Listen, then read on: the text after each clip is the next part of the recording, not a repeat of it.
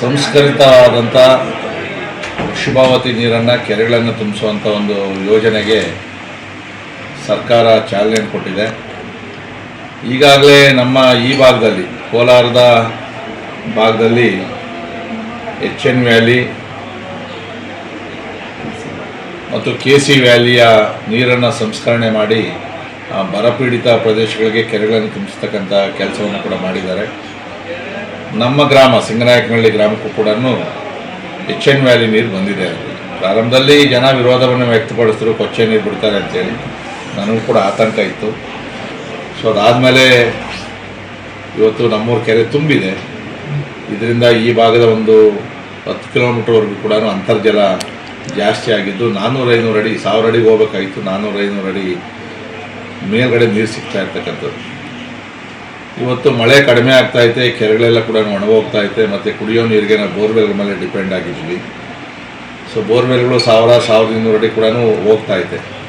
So ನನಗೆ ಗೊತ್ತಾದಂಗೆ ಕೆಲವರು ನೆಲಮಂಗಲದಲ್ಲಿ ಅದಕ್ಕೆ ವಿರೋಧವನ್ನು ವ್ಯಕ್ತಪಡಿಸ್ತಾ ಇದ್ದಾರೆ ಅಂತೇಳಿ.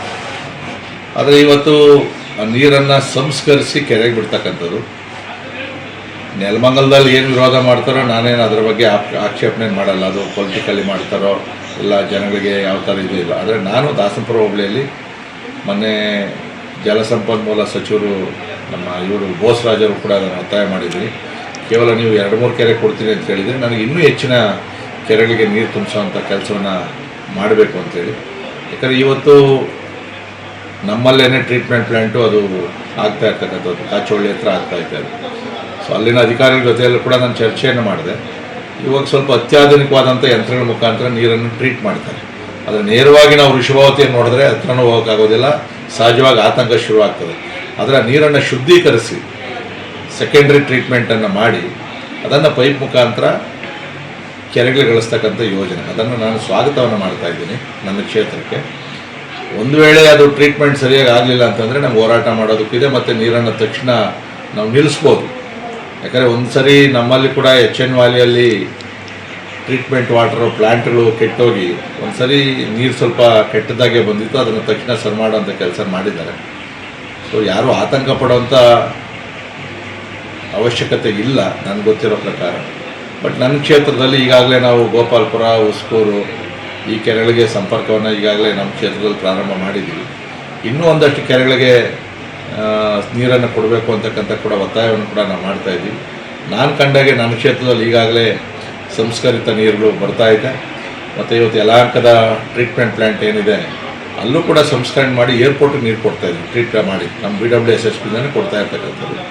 ಸೊ ಇದು ಆತಂಕ ಕೊಡೋದು ಸಹಜ. ಆದರೆ ಒಂದು ಸರಿ ಬಂದಾದಮೇಲೆ ಅದರ ಮಹತ್ವ ಗೊತ್ತಾಗ್ತದೆ. ಯಾಕಂದರೆ ಒಂದು ಕೆರೆ ನೀರು ಬಂತು ಅಂತಂದರೆ ನಮಗೆ ಕುಡಿಯೋ ನೀರಿನ ಸಮಸ್ಯೆ ಬಗೆಹರಿತದೆ. ಮತ್ತು ಇವತ್ತು ನಮಗೇನು ಕಾವೇರಿ ಆಗಲಿ ಬೇರೆ ಬೇರೆ ಯಾವುದು ಜಲಮೂಲ ಇಲ್ಲ. ಸೊ ಅದರಿಂದ ನನ್ನ ಕ್ಷೇತ್ರಕ್ಕೆ ಇನ್ನೂ ಒಂದಷ್ಟು ನೀರನ್ನು ಕೊಡೋದಕ್ಕೆ ನಾನು ಒತ್ತಾಯವನ್ನು ಕೂಡ ನಾನು ಮಾಡ್ತಾಯಿದ್ದೀನಿ. ನಾನೇನು ವೃಷಭಾವತಿಗೆ ವೈಯಕ್ತಿಕವಾಗಿ ನನ್ನ ಕ್ಷೇತ್ರದಲ್ಲಿ ನಾವ್ಯಾರು ವಿರೋಧ ಮಾಡ್ತಾಯಿಲ್ಲ. ನೋಡಪ್ಪ, ಕಸದ ಘಟಕ ಮಾಡಬೇಕು ಅಂದ ತಕ್ಷಣ ಜನ ಏನು ಹೇಳ್ತಾರೆ, ವಿರೋಧ ಮಾಡ್ತಾರೆ.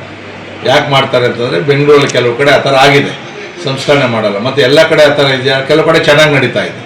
ಸೊ ಇದು ಒಂದು ಸರಿ ಏನಾಗ್ತದೆ ಅಂದರೆ ಕಸ ನಮ್ಮೂರ ಹತ್ರ ಬೇಡ, ಕೊಳಚೆ ನೀರು ನಮ್ಮ ಹತ್ರ ಬೇಡ. ಅದನ್ನು ನೋಡ್ಕೊಂಬರ್ಬೇಕು ಜನ. ಯಾರು ಮಾತಾಡ್ತಾರೆ ಎಲ್ಲೆಲ್ಲಿ ಕೊಳಚೆ ನೀರನ್ನು ಬಿಟ್ಟು. ಈಗ ನೀವು ಕೋಲಾರದಲ್ಲಿ ಕೆರೆ ತುಂಬವ್ರೆ ಅಂತಲ್ಲ, ಯಾವ ಕೆರೆ ನೀರು ಅಂದ್ಕೊಂಡಿದ್ದೀರಿ? ಎಲ್ಲ ಬೆಂಗಳೂರು ನೀರನ್ನೇ. ಇವತ್ತು ಒಂದು ಹನಿ ನೀರನ್ನು ಕೂಡ ನಾವು ವೇಸ್ಟ್ ಮಾಡೋಂಗಿಲ್ಲ.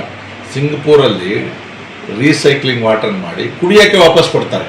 ಬಟ್ ನಮ್ಮ ದೇಶದಲ್ಲಿ ಅದಕ್ಕೆ ಒಪ್ಪಲ್ಲ ನಾವು. ಯಾಕಂದರೆ ಒಂದು ಸರಿ ಕೊಳಚೆ ನೀರು ಅಂತಂದರೆ ದೇವ್ರ ಪೂಜೆಗೆ, ಅಡುಗೆಗೆಲ್ಲ ಉಪಯೋಗಿಸಲ್ಲ, ಸ್ನಾನಕ್ಕೂ ಉಪಯೋಗಿಸಲ್ಲ. ನಾವು ಎಲ್ಲೋ ಲಾನ್ಗಳಿಗೆ ಅವು ಮಾಡ್ತೀವಿ. ಇವತ್ತು ನಾವು ಕೆರೆಗೆ ತುಂಬುವಂಥ ನೀರು ನಾವೇನು ಕುಡಿಬೇಕು ಅಂತೇನಿಲ್ಲ ಅದನ್ನು. ಬಟ್ ಅದು ಅಂತರ್ಜಲ 1000 ಅಡಿ ನೀರು ಒಳಗಡೆಗೆ ಹೋಗಿ ಮತ್ತೆ ನಮಗೆ ಕಿಲೋಮೀಟರ್ ಗಟ್ಟಲೆ ಹೋಗಿ ಅಲ್ಲಿ ಬೋರ್ವೆಲ್ಲಲ್ಲಿ ರೀಚಾರ್ಜ್ ಆಗ್ತದೆ.